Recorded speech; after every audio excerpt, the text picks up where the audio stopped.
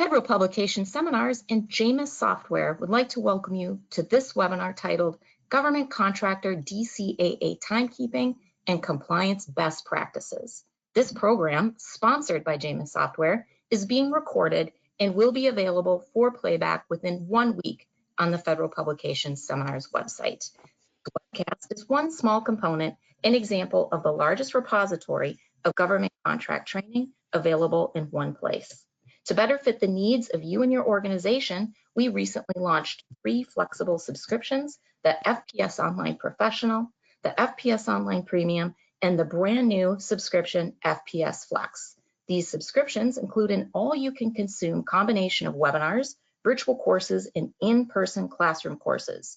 You and your company can review and purchase any of these new subscriptions at fedpubseminars.com. All of these are eligible for our 2-for-1 special promotion that runs through March 31st, 2021. Today's presenter is Dave Sample, Vice President of Product Marketing at JMIS Software. At this time, all participants will be muted. During the program, questions can be submitted through the questions link found on the navigation pane on the right-hand side of your screen. We will take those questions at the end of today's webinar. And note, you can download a copy of today's presentation slides. Just look for handouts on the panel on the right-hand side of your screen. I will now turn the program over to Dave.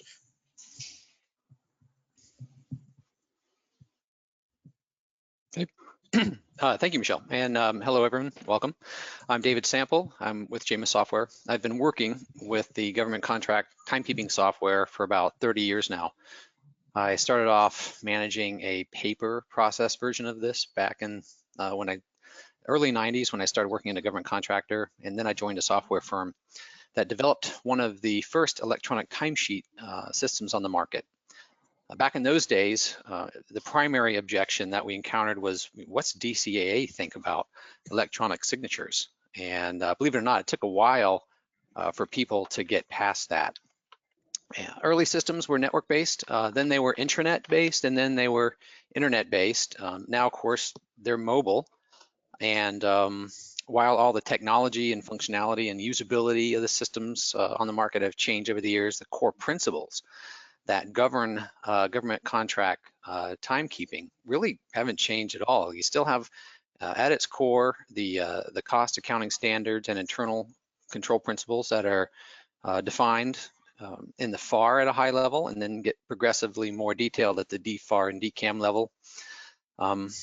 In addition to what we'll call DCAA requirements, there's also timekeeping compliance requirements that you can be subject to from other agencies like Department of Labor, the Service Contract Act, Davis-Bacon Act, collective bargaining agreements. They can come from state and local regulations. And of course, your own company can have policies that you'll need to comply with. Dave, I'm sorry to interrupt you. I handed the screen over to you. I apologize. It took a minute there. So if you wouldn't mind just sharing your screen, you should be, and that's perfect. Thank you. You can see it now? Great, thanks. Yes, looks lovely. Okay, so today we're really going to go over some of the timekeeping regulations that impact government contractors. And what I've done is I've gone through and tried to compile a list, a comprehensive list that, in my experience, is representative of what most government contractors are dealing with. And after that, we'll get into what I think are the leading practices. And I say leading, not best, because I found that there's not always a best practice. You have leading practices to choose from, and it's really situational depending on your company size and situation and types of contracts and your workforce and all that. But I do have a list that we'll get into that you can try to adhere to over time to make your labor processing smoother and more efficient, and of course be as compliant as you can. Not sure we'll have time today. Really depends on the flow of this, but if we can, we'll try also get into a example of a government contract timekeeping system so you can see examples of what we've covered today. And so that will get started. I will, full disclosure here, I have a new puppy that I'm trying to keep very quiet, and hopefully he won't be barking or anything, but he's an extremely loud beagle. So this is kind of an experiment during COVID to see how this goes. And Dave, we have the same thing at my house, so. Okay, yeah, COVID's very challenging to do some of these things. So, regarding the regulations that we're going to cover, many sources regulations potentially that can impact you depending on your situation. Mentioned some of these a minute ago. Here you see the list that we're going to go through one at a time and starting with the DFARS. So there are two provisions in the DFAR that directly relate to time and labor systems. You can also find these in SF 1408, the pre-award survey under section 2.2.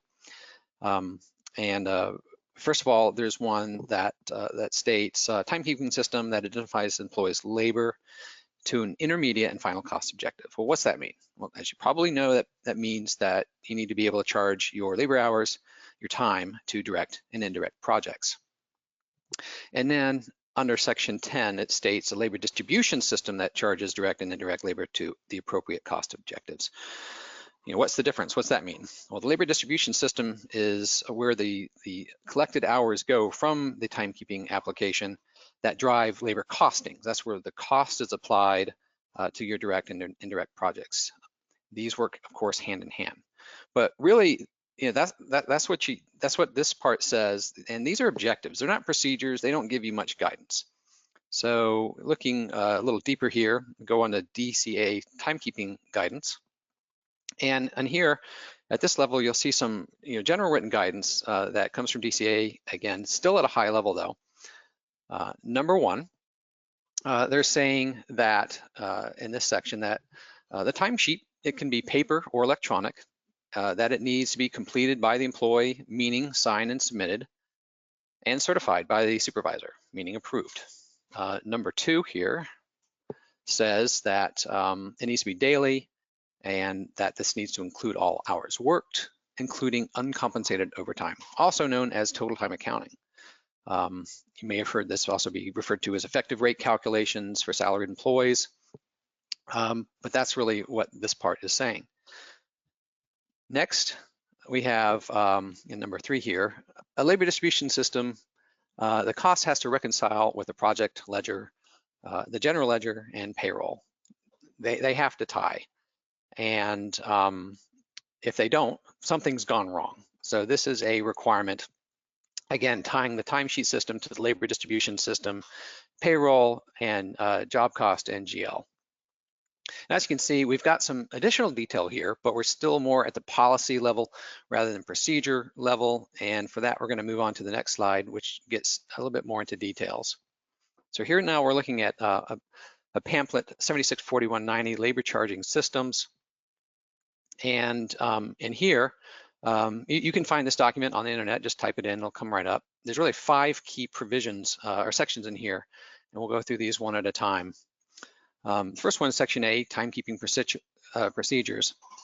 It mentions segregation of duties. So this basically states that you shouldn't have the same person in charge of timesheets as your payroll processing. I think that's, again, basic segregation of duties. Most companies are aware of this, but it's really meant for larger firms. Smaller firms, some smaller government contractors, they may not have the staff. So this would be very difficult. And in this section, it actually acknowledges that that's a reality. So it's not always applied.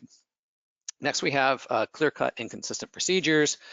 What this is asking, and it's really about making sure that your organization has good policies and procedures, that they're clearly documented and also consistently applied. And the consistently applied, if you can have a manual process to consistently apply them, but more often than not, you want an electronic one, a system to consistently and rationally apply these. Next, under this section, policy education and enforcement. So it's important that employees can't claim ignorance. Make sure that they acknowledge your procedures, the timekeeping policies and documents that you have, and also make sure that they get enforced. The floor check, which we'll talk about, that's a great tool, and some systems can even track habitual offenders. by reporting on when they actually entered time and submitted time. So really that's what this section gets into. Then going on to section B, timekeeping preparation. It talks about manuals and procedures and personal responsibility, and what they're really here is just ensuring that your employees acknowledge that they've seen the timekeeping manual. You probably want them to get that signed off on. It needs to outline all the company and timekeeping policies, and just say, it is in fact your responsibility for accurately recording your entries on the day-to-day basis, and that you do this on a daily basis, and everything that's in that policy, that instructions on how to record their time to the right project. The next one here, daily entry requirement. There it goes. This one is really central. It's very important. It's probably the most audited aspect of government contract timekeeping. And it's really what makes government contract timekeeping unique. Time has to be recorded daily. There's no exceptions. Also, not filling out time to the future, at least for direct projects. Next, we have recording time to projects and contract name or number. Everything has to be charged to a discrete cost objective. So all project entries should be associated with the project, direct or indirect. The project can have both a name, it can have a name and number, or just the name. It doesn't really matter, as long as it's unique and identifies with a intermediate or final cost objective. Next, we have work authorizations and work instructions. This is an area that a lot of organizations struggle with. Some haven't actually assigned employees to projects. They just let them choose whatever is out there, whatever is available, which can lead to problems. So some organizations think that the project description is good enough to be used for work instructions, and I've heard that companies have been dinged by DCAA because of this. So really, work instructions is what provide employees with work authorizations. They provide the employee with a list of the valid projects that they're supposed to be working on. The work instructions give them some details of what they're actually supposed to be doing when they are charging to these projects. And it doesn't really matter how this is provided, what media you give it to them on. It can be done in the system if your system supports this. Some companies do this with email, or have a project center, or have a Word document. I mean, you could even hand out this stuff with paper. It doesn't really matter. What matters is they have the project authorization and they have the work instructions. Next, we have change control.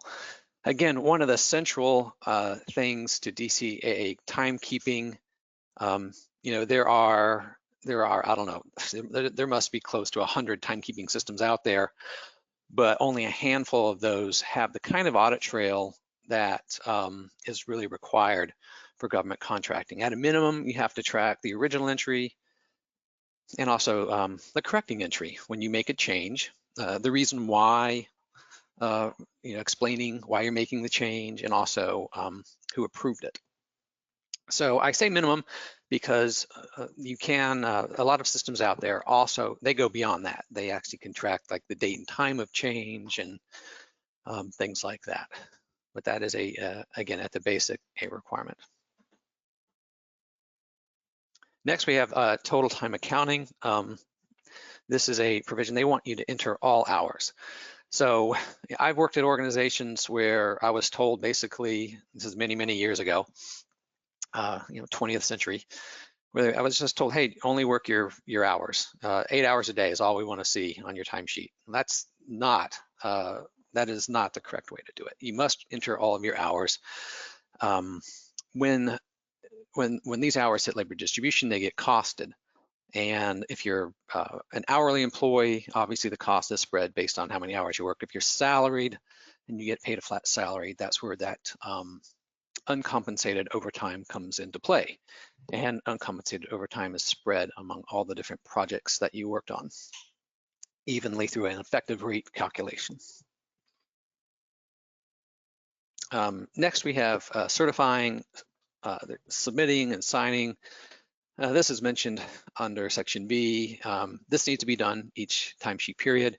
If the employee is absent, you can have someone else sign in interim with the internal controls that the employee must sign off on it when they get back. And then approvers, sometimes approvers will be absent or unable to approve for whatever reason. So you want to make sure you have a backup approval policy and process in place. And again, I have the original, I'll call it the primary approver, make sure that when they return, they sign off on all timesheets that they missed during their absence. Okay, moving on to the second part of that, we get into Section C. So Section C, timekeeping policy. We've discussed some policies. Here is under this section, what they're really saying is that supervisor have to approve. If they're out, again, you want to make sure you have the backups, as I've mentioned.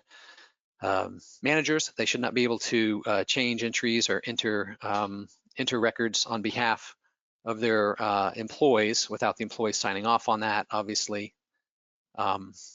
Then also employees should be basing their time on what they actually did, without consideration of how much money's left on the project, how much funding is left, or whether or not the project is past period of performance.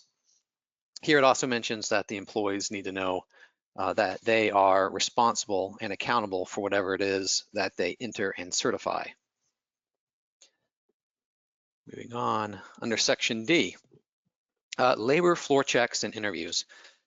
Again, unlike any other business that is out there, a government contractor is subject to having someone from outside the organization come in and often unannounced and do a job that they don't like, quite frankly. The DCAA can come into your business, they can perform an unannounced floor check, not only to see and check to see who's complying with all the timekeeping policies, make sure people are doing their timesheets daily, but also to check to see if employees are aware of the policies and procedures, ask them about again, other questions that concern timekeeping compliance. They can wander around your organization, they can talk with anyone.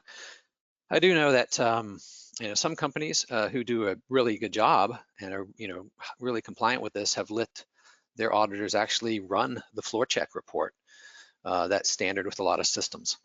But again, this can be an area of a lot of contention with government timekeeping, and you can get written up, of course, for not being in compliance, which gets into Section E, penalties for mischarging. So deficiency findings, really, if they find issues, if DCAA finds issues, you're going to get written up. Normally, they don't ding you for one or two little instances, but more than that, you're probably going to get written up and have to explain or respond to what they have found.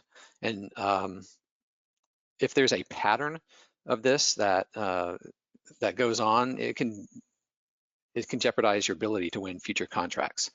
So that's why, honestly, all of these rules and regulations, culminating in, the floor check and the DCAA checking your system, end at you don't want to jeopardize losing your contracts. You don't need the risk.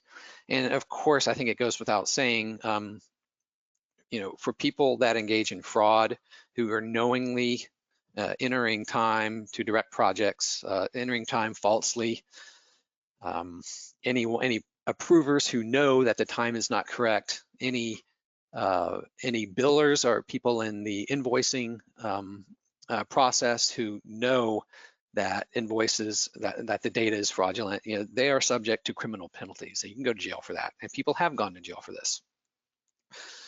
So this is where it gets super serious, and that's why a lot of organizations make sure that whatever system that they get enables them and provides them with as much process automation as possible when it comes to DCAA timekeeping and labor processing. Next, we are going to go on to FLSA and FMLA. Here we're just going to cover some regulations that are from these acts under DOL that impact timekeeping. For exempt employees, those are the ones who are generally salaried, people who don't get overtime. You work 50 hours in a 40-hour week, you get a thank you. Sometimes you don't even get a thank you. Sometimes it's just expected in organizations. For these employees, the timekeeping system, it just simply has to accept all the hours entered. And at the labor distribution system, really the work is on that component. It has to perform the effective hourly rate calculation so that all of that salary cost goes and is distributed proportionally to the jobs charged. Next, we have the non-exempt employees. Those are the ones that typically are hourly, and they're entitled to earning overtime.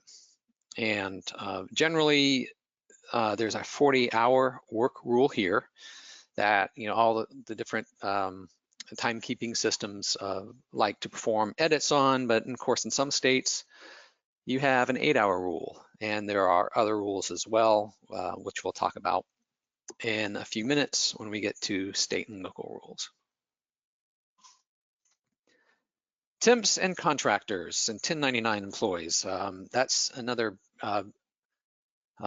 big feature for government contractors, that you'll have to manage temps and the non-employee staff, and handling these folks can be done in several different ways. But all these folks will probably going to be working on direct contracts for you, and their timesheet rules are different than employees. And in fact, you want to make sure that you take really good care so that you don't commingle them with employees, with employee timesheets. It's good to have them on a separate part of the system if possible. That doesn't imply that they're employees, so that you can avoid the possibility of them claiming that they were employees and that they should have been treated as employees. If this happens, and it has happened, your organization potentially is at risk. It could be liable for paying taxes and penalties. So again, the treatment of the temps and contractors and 1099 employees, those rules and regulations are something that you should look at and build in to your overall timekeeping system policies and procedures. And I guess I should also mention that most government contractors that I work with process these timesheets separately, and also process them based on accounts payable or procurement POs. Next, we have leave policies and the FMLA. So here, you're probably aware that there's so many different leave policies including FMLA, that people can have, and systems that you utilize to manage this, of course, need to handle all the different variations of this, which are considerable. You have your regular employees, and you have your typical accrual plans, but you can also have employees that can get have leave policies driven by contract, which we'll talk about in just a couple minutes when we get into the SCA and DBA type situations. So again, these can vary considerably. Your system should be able to handle and automate your timekeeping rules and policies so people can accurately charge, and that these hours can be accurately approved. So now we're going to get into the Service Contract Act and Davis-Bacon Act, and also union collective bargaining agreements. So these laws, they're designed to ensure that workers on the contracts that are subject to these rules are paid at a prevailing hourly rate, by the location that they're working and also the type of work that they perform on the date that it's performed. The rates are maintained by the Department of Labor. They're updated yearly. If your organization has or is planning to get a contract that is governed by the SCA or DBA, from a timesheet perspective, from a labor distribution perspective, the system needs to capture a work location for these employees. This work location, along with the project and labor category, will then be passed to a labor distribution system. And with this data, the labor distribution system can then correctly calculate the amount to be paid to the employee based on its reference to a table during that labor calculation process. So it looks at what's the employee's normal rate, what's the SCA or DBA rate, or potentially higher of the two rates, depending on your policy, and then pay that amount. So that the labor cost goes up, job cost gets impacted, the project and general ledgers are updated accordingly. In addition to this, there's generally a health and welfare benefit that also has to be paid. There's a flat amount for that, but depending on the employee elections and what they've signed up for, the amounts can vary. The obligation can vary by employee. So depending on what the employee's benefit plans are and what they've received in terms of additional compensation, this can impact that. It's generally figured out in the labor distribution and payroll systems. And managing this is certainly a difficult process for lots of companies. It's no easy task even for large companies. In addition to this, employees may be paid certain holidays that are not standard for your organization. That needs to be factored in. How can you comply with contract-specific holiday schedules, certain vacation benefit holiday schedules? Your system needs to be able to know that if your company won a contract from an incumbent and they have existing employees that are now your employees as part of that acquisition or that contract win, their vacation benefits, their vacation dates extend back to when they started working on that. So there's a lot of calculations that go in there, and complying with this, I can assure you, can be very difficult. All these rules come into play, and what makes it worse is there's not one way that all the calculations occur. Wage determinations can come into play in both even and odd forms. And we won't get into it, that's beyond the scope of this presentation, but I'll just say that it's, again, very difficult to manage. So when you're out there looking for a system or looking to automate this, make sure you do some digging and research, as the rules can be very difficult to manage. So again, some of this happens in the timekeeping system, some of it happens in the labor distribution system. Calculations of fringe benefits also go along with that. Next, we have union collective bargaining agreements. So I've seen that the union CBAs, they're very similar. They can be, they share some similarities with the Service Contract Act, Davis-Bacon Act requirements, in that employees may be paid based on negotiated rates by union and type of labor. So that process is very similar, and generally systems that can handle one can handle the other. And again, the obligations can vary considerably from CBA to CBA. I would suggest, having been through projects like this, and seeing a company with 20 over, they had over 20, I think almost 30 CBAs, and almost none of them were negotiated the same way.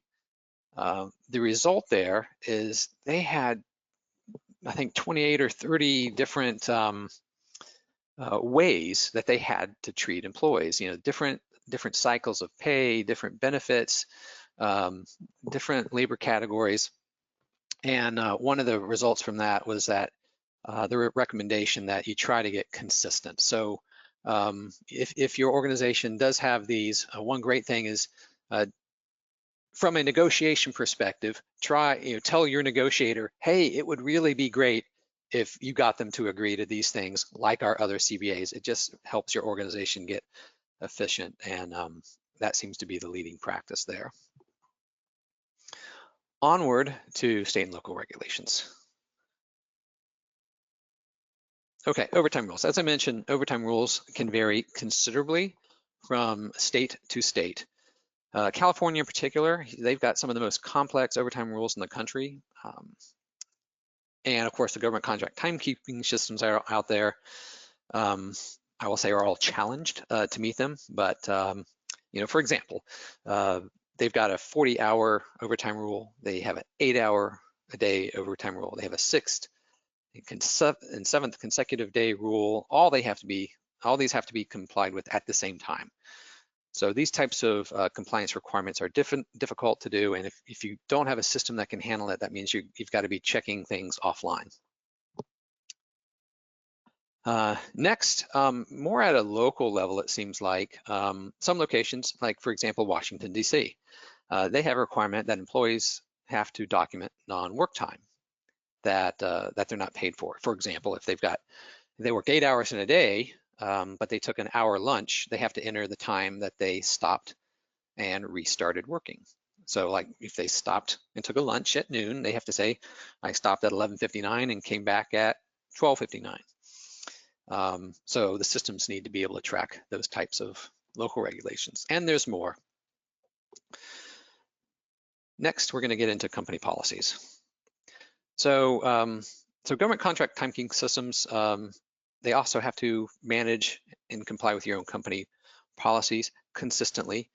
And in my time, I've seen some very strange policies, very difficult policies to automate. Again, these can vary very consistently, but some of the more common ones are alternative work weeks.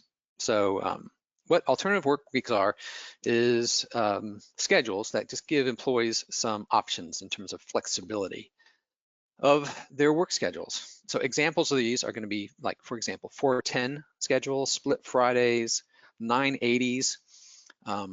Just make sure that your timekeeping systems, if you have these, can handle all of these cases, and again, especially relevant in states like California and many other states. Holiday schedules. Again, I've seen these vary wildly, and they're all over the place. The ability for some employees to have a holiday that no other employees have, I've seen that. So, they may be out working on a certain contract where that contract has a specific holiday that they're entitled to. So that does exist. It can also, it could also be called out by contract provision. So make sure that you're able to handle that requirement. Time increments. Again, these vary according to company policy. I've seen, I think the half-hour increment seems to be the most common, but I've also seen quarter hours. I really don't see whole hours much at all. I used to see 10th hour increments a lot. There was an old government contract accounting system that could only go down to 10th hours.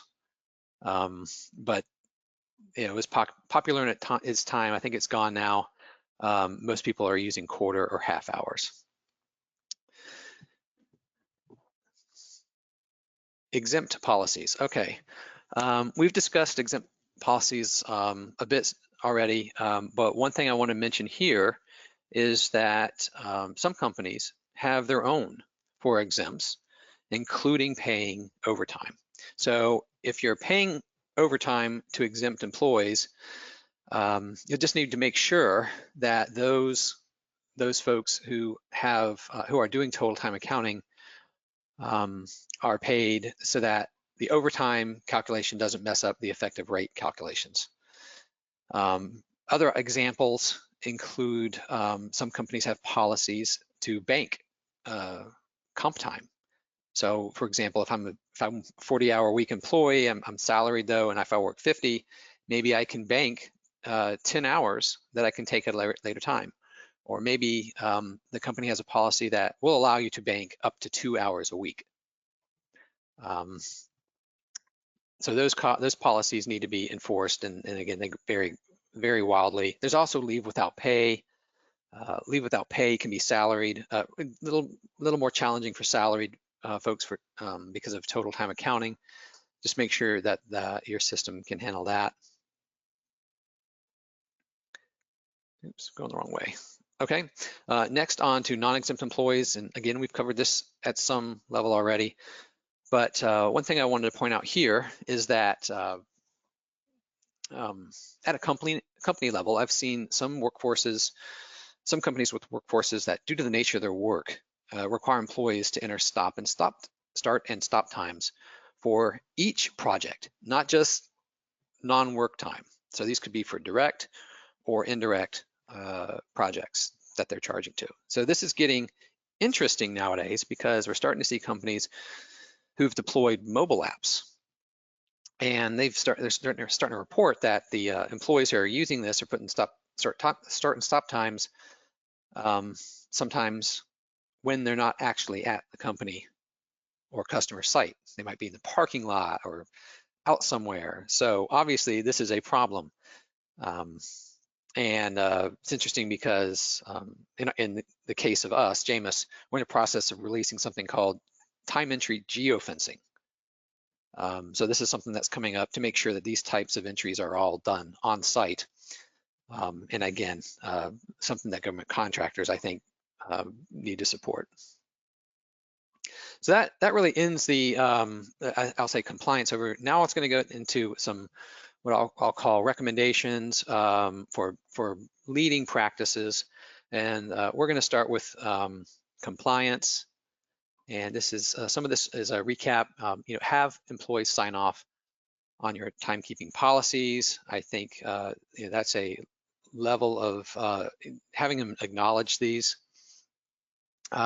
I like to recommend that, if possible, that you can include copies of this, how to get help.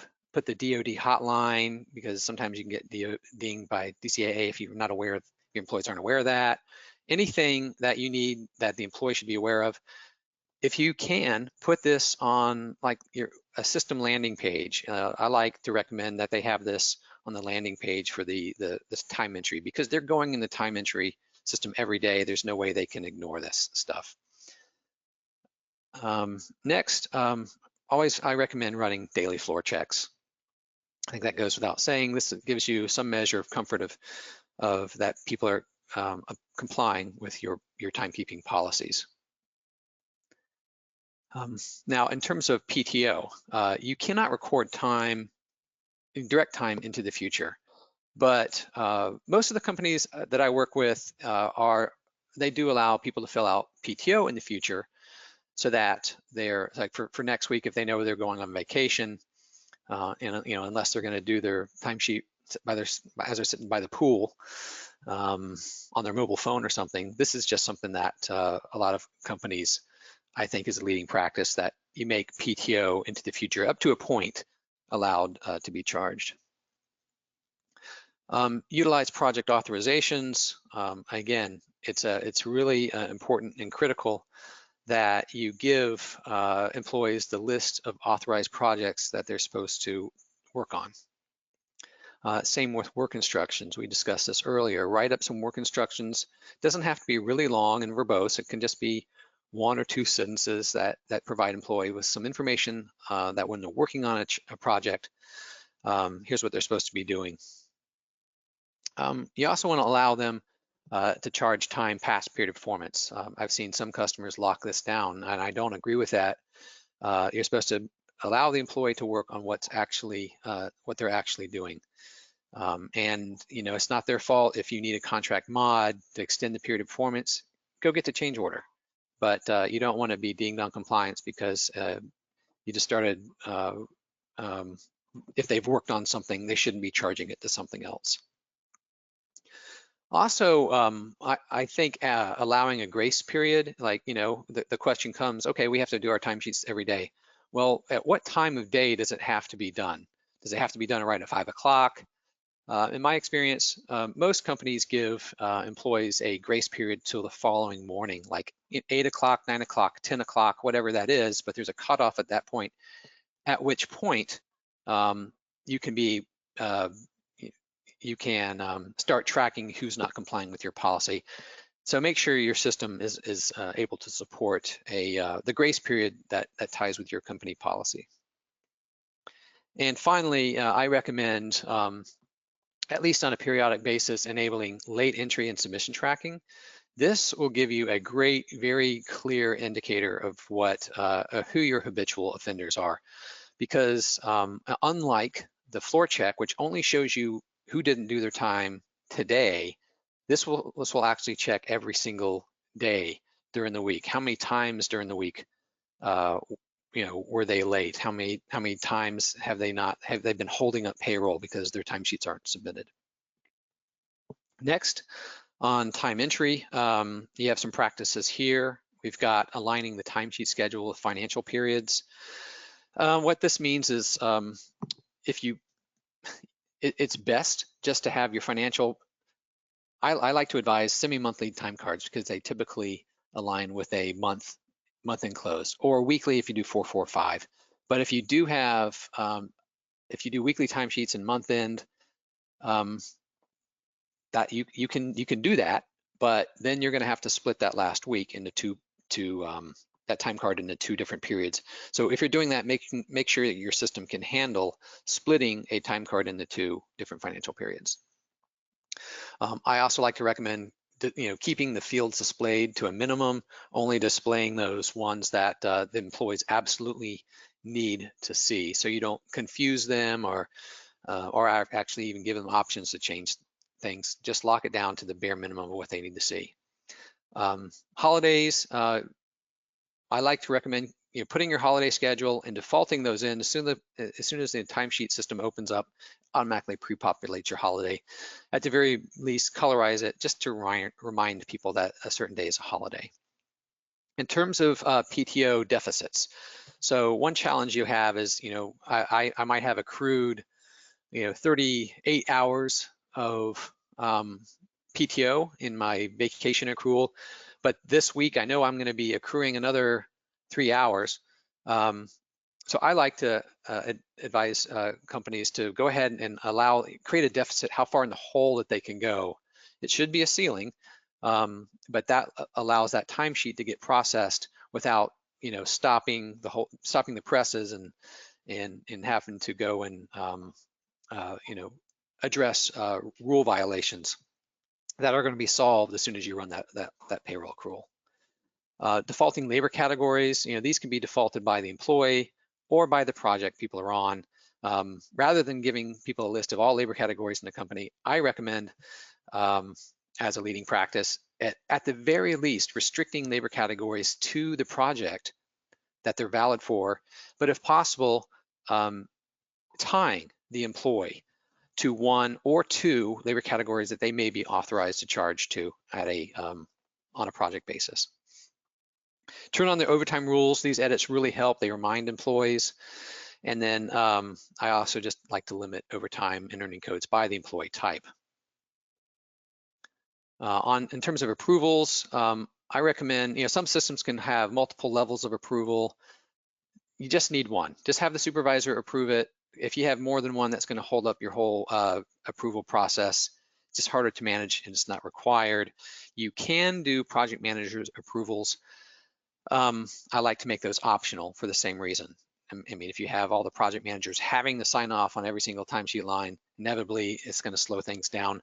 I like to give them the option to reject that in advance. They can be looking at this every single day, but there's no reason that they need to wait till Friday and hold up the whole process.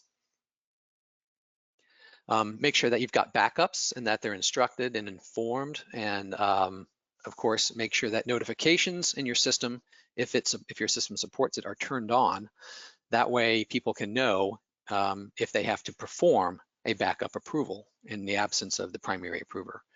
And you want to also make sure that your system makes your approvers physically view the timesheets as opposed to them hitting a button that just approves them all at once. Again, that's something that you're going to be, that's a government contract requirement. You need to have whoever is approving it needs to say, yes, I saw what's on that time card, and not just an approve all feature.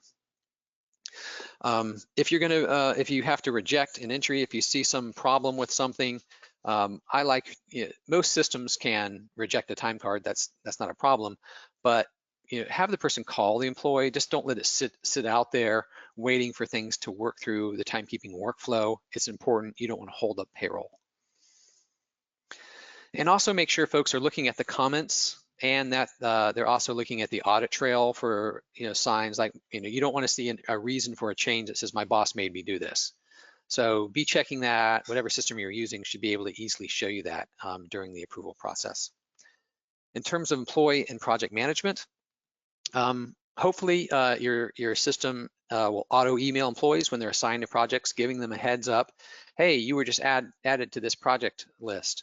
That's something that that I think most systems are getting to the point where they can do. I also like to recommend displaying budgets and remaining hours to employees on the time card real time, so they can inform their managers if they see they're starting to run low on hours. Hey, I'm down to 25 hours on this project. Just giving you a heads up. Now the manager should also see that, but this is a way that the employee can also get involved and make sure that if you need a change order, that it's getting processed in a timely manner. That is not to say that you cut them off, by the way, if they're out of hours. That has to be a little edit. Monitoring labor utilization, that's something that most systems can do that provides you some level of assurance that employees are performing according to their role, looking at direct versus indirect or billable versus non-billable time. I also like to recommend using PTO requests to people so that it gives you an idea of the upcoming staffing situation and absences. In terms of posting, you should have automatic system generated notifications that go through your company when it comes to timesheet day to sign and approve. So people have a heads up, hey, make sure you get your timesheet signed. You shouldn't have to manually be using email or something like that on your own. Your system should support that. Also, when you're posting, just to make your life easier, use a standard timesheet batch naming convention so that if something goes wrong and you need to reverse a batch, it's just easy. You remember exactly which batch this was for. If your system supports it, make sure you have TNM rate end dates on the system so that if in the middle of a timekeeping period, like on a Wednesday, your contract rate or your delivery order rate, whatever, goes from $200 an hour to $210 an hour, that your system can handle that. Otherwise, when this gets posted, you're probably going to end up posting at the current rate, and the original or the Monday and Tuesday, for example, might be at the old rate, so you're going to have a variance that you're going to have to reconcile. Make sure I think this probably goes without saying, just make sure you review all the timesheet data to give it a sanity check before you post anything. Larger firms, I recommend that you break up timesheet processing by organization.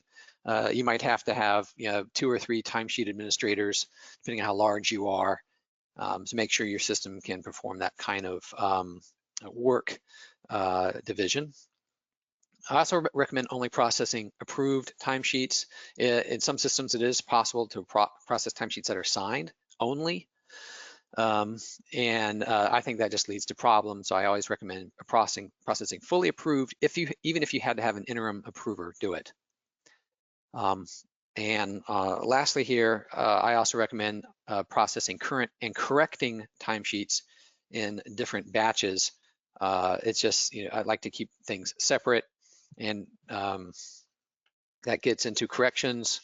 So in my experience, a lot of companies have not enabled a correction process to be automated. I recommend to do this. They have concerns, oh, we don't want people doing corrections in our system. Well, most systems nowadays are built for this. And why do it manually? So I just recommend keeping your corrections in the system. Where did I go here? For corrections though, you might want to have 2 levels of approval. You might want the Of course, the employee has to re-sign the time card. The supervisor should approve it, and you may want somebody else in the approval of a correction. You might want like the timesheet compliance person involved. So I do recommend if you need corrections to have a separate approval path, that's fine. In terms of keeping timesheet periods open for corrections, you might just want to keep the current month open or the current quarter open. That's really company policy, but I don't recommend keeping the whole year open. If somebody needs to correct something from last June, there needs to be a conversation about that. And of course, any corrections that you get, you should be posting in the current period so you don't have to, so your prior financials are accurate. Subs, I believe this is our last section here, and really we could have a whole presentation on subcontract timekeeping. I'm just going to say here, don't set them up as employees. Make sure that they're separate and differentiated as subcontractors so that you don't get in trouble. And also, if possible, have them charge against purchase order numbers, not just your own project numbers. If you can enable, if your system does support it, I think it's a great idea to limit what they can charge to the purchase order ceiling. So that way, if they start running out of hours, they got to get on the phone and say, hey, we're out of hours, and then you can go through your change process and issue a change order. And also, you might want to have the project manager approve those particular time cards rather than a supervisor. So in terms of options that are out there, this is last section. You know what? Paper's fine. If you want, it's allowed. If you want to do paper timesheets, that's, knock yourself out. You can listen to Duran Duran and hear the fax machine running in the background, but that's definitely a 20th century function now if you're using paper. You could build your own system. Nothing says you can't have a compliant timekeeping system, but it's going to cost you more than it's worth. I can guarantee you that. It also is important to mention that no system is DCAA approved. I've seen phony emblems created by companies on their websites that say they have like a DCAA approved symbol or something like that. There's no such thing. That's made up. DCAA will audit your system on an individual basis as used. There are lots of timesheet systems out there for government contractors to choose from, probably a dozen. If you are, when you're ready to look at those, obviously our company, Jamis, we have one. We'd love to show you ours when you're ready, and then how it complies with all the stuff that we've talked about today. You can also check us out on our website for more information there. And I don't know if we have any time for questions, but if we do, I certainly can take them from folks, or if you're more comfortable with just email me directly, I've got my email out there. I'll be happy to talk to you about anything. I also wanted to mention that the presentation that was a handout, provided as a handout, does not have, I think, the last 5 or 6 slides. So if you want those and the latest edits, email me directly. I'll just respond back with this presentation. Thank you, Dave. Michelle, I don't know if there's any, if you have any questions, I'll be happy to give a stab. Yes, and we do have questions. So I'll start with one from Chris. So regarding floor checks, what if you have a home office? How does that work? Floor check for a home office. So, I mean, yes, you have a well, a lot of companies can have offices all throughout the whole country, the whole world. So what I've seen is that a lot of companies have abilities to run floor checks by organization. These would be a financial organization, or they could be an HR organization. But you should be able to tell on a organizational unit basis who's, what employees are assigned where, and run a floor check at that level. Some of the problems I've seen though, for example, is like, some people are in SCIFs, some people are in areas where a DC auditor can't get to. So obviously their floor check their ability to floor check that is very difficult. But in terms of their physical presence, they may show up at remote offices, they may show up at contract sites. They may ask to run a floor check out of your system. I think it's, mileage varies in terms of people agreeing to that. That's really based on your own situation. That's a great question, because most government contractors have a very distributed workforce. Thank you, Dave. And then kind of to follow on that, are there any issues that affect SCA, was the follow-up question. Well, yeah, in the section for Service Contract Act, I think the biggest thing is, for that is from the actual physical timesheet. The takeaways there are, make sure that your system can track that labor location, because the pay rates are based on the project that you worked on, the location that the work was performed, and what you did. What you did is typically the labor category. So at a minimum, to calculate this, you'll need the project, the labor category, and the labor location. And of course, you'll also need a earning code, the pay type, that can drive both the regular time or time and a half. So I think from a SCA perspective, that's, again, focus on the timesheet, but from a focus on paying the employee, there are other parts of the labor processing system that come into play to ensure that the person gets paid the correct health and welfare benefit, and potentially gets paid on a basis, it could be yearly, a payout of vacation entitlements that they are on, that can vary by contract. Thank you. And then another one here, we currently use spreadsheets for timekeeping and they type in their name as a signature. Is that acceptable? So yeah, that's a great question too. Typing in your name as a signature, I would say, is not acceptable, because there's no control over it. And there are a number of controls, and I'll call them software controls, that you probably need to have. And it gets down to you should have a password, because I can type in Joe Smith as easily as you can, but I'm not going to know Joe's password.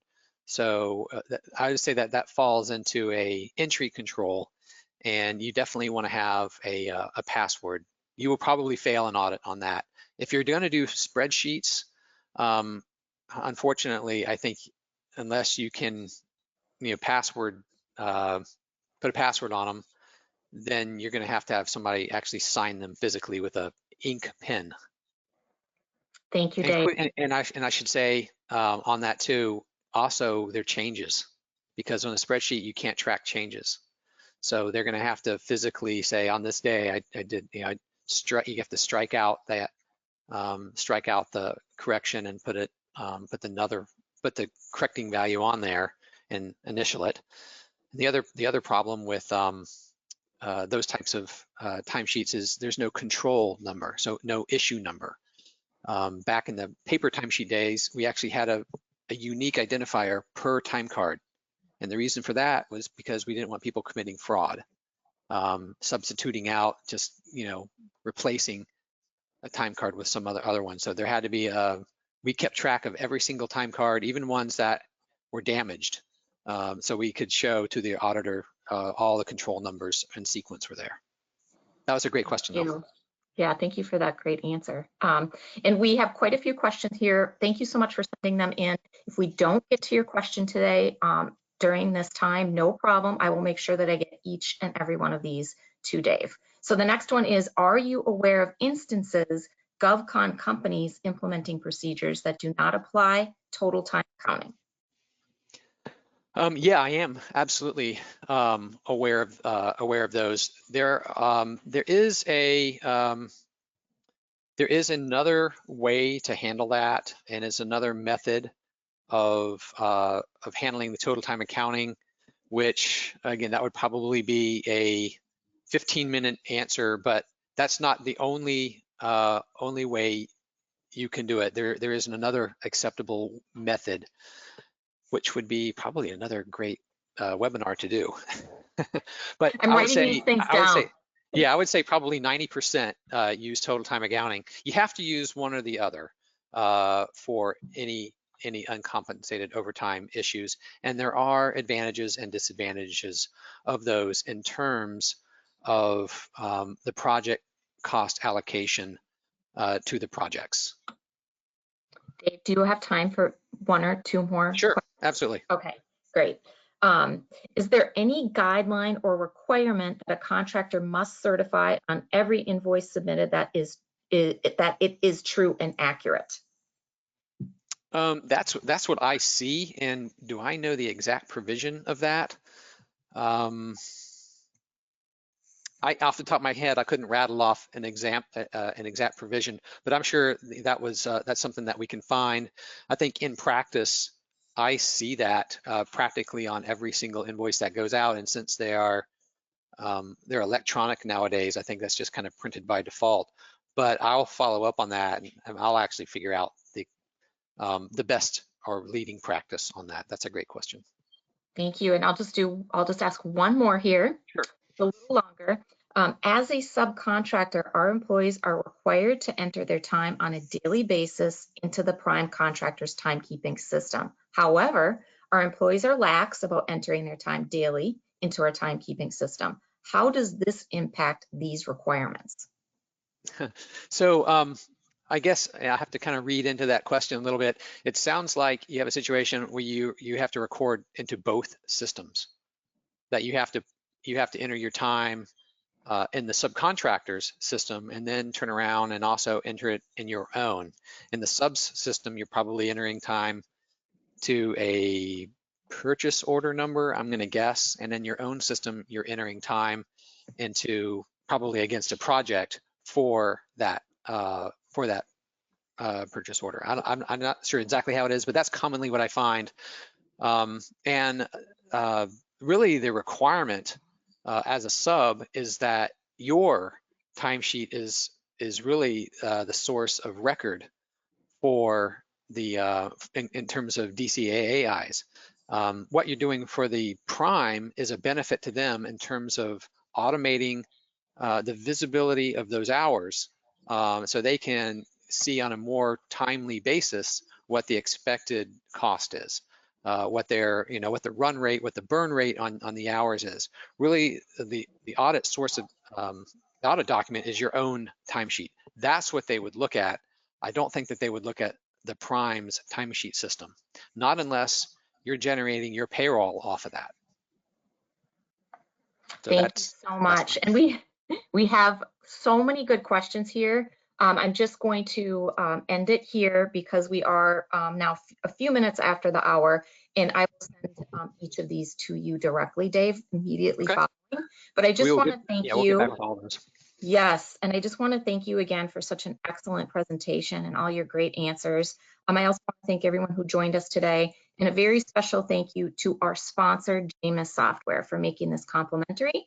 I'd like to invite everybody on the program to join us at other upcoming webinars. Those are included in your handouts today. And then you can register right at fedpubseminars.com. Finally, our course schedule and FPS Online program guide is available on our website. You can download that, or if you'd like a hard copy, you can send an email to us at info@fedpubseminars.com with your mailing address, and we will get that out to you. This concludes our program for the day. Thank you again, and I hope everyone stays safe and well. Have a great day. Thank you. Thank you.